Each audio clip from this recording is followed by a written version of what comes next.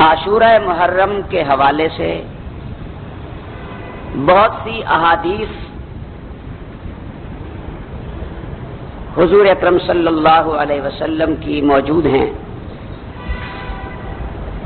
جن میں آپ نے عاشورہ کے فضائل بھی بتائے اور اس دن اسلامی برادری کو کیا کرنا ہے یہ بھی بتایا۔ تو حضور صلی اللہ علیہ وسلم کے فرامین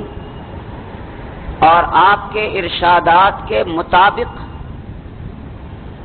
جنہوں نے عاشورہ محرم کا احترام کیا، وہ لوگ تو لائق سب تحسین و مبارکباد ہیں، اور حقیقت میں عاشورے کا احترام انہوں نے ہی کیا ہے، اور تعلیمات مصطفی سے ہٹ کر عاشورہ محرم جنہوں نے منایا وہ عقیدت و احترام سے نہیں منایا، بلکہ شریعت مصطفی کی تعلیمات کو پامال کر کے منایا ہے۔ اس لیے کہ حضور اکرم صلی اللہ علیہ وسلم نے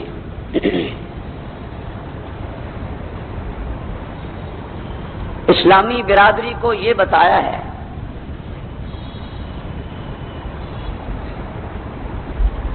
کہ جو انسان، جو لوگ، جو طبقات غم و اندوہ کی آڑ میں اپنا چہرہ نوچتے ہیں، اپنے گریبانوں کو چاک کرتے ہیں، اپنے چہروں پہ تھپڑ مارتے ہیں، ودعا بدعوى الجاہلیہ، اور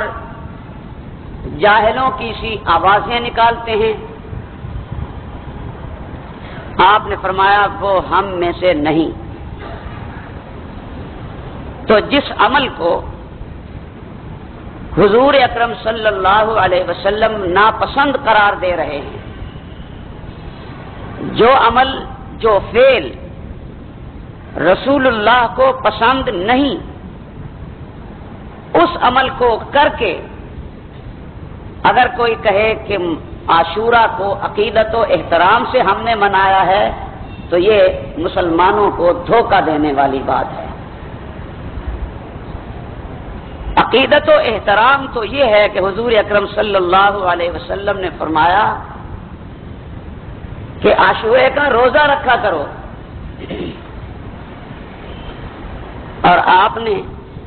نہ خود روزہ رکھا، نہ دوسروں کو رکھنے دیا، بلکہ سبیلیں بنا کر، شربت بانٹ کر رسول اللہ کے اس فرمان کا کھلے بندوں مذاق اڑایا۔ نبی کہے روزہ رکھو اور تم کہو نہیں جی ہم تو لوگوں کو شربت پلائیں گے، تو یہ نبی کے فرمان کے ساتھ مذاق ہے کہ نہیں؟ رسول اللہ کی شریعت کی خلاف ورزی ہے کہ نہیں؟ تو خلاف ورزی کر کے بھی عقیدت و احترام سے عاشورہ منایا جاتا ہے۔ عقیدت و احترام یہ ہے کہ جو حضور نے تعلیم دی ہے، جو رسول اللہ صلی اللہ علیہ وسلم نے فرمایا ہے، اس کے مطابق عاشورے کو گزارو، یہ ہے عقیدت و احترام۔ اور جو کچھ تم نے کیا وہ سب کچھ ہے حرام۔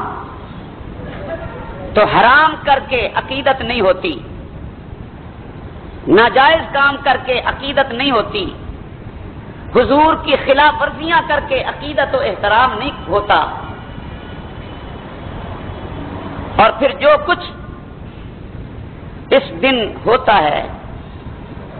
اس کا نہ شریعت سے کوئی تعلق ہے، نہ حقیقت سے کوئی تعلق ہے۔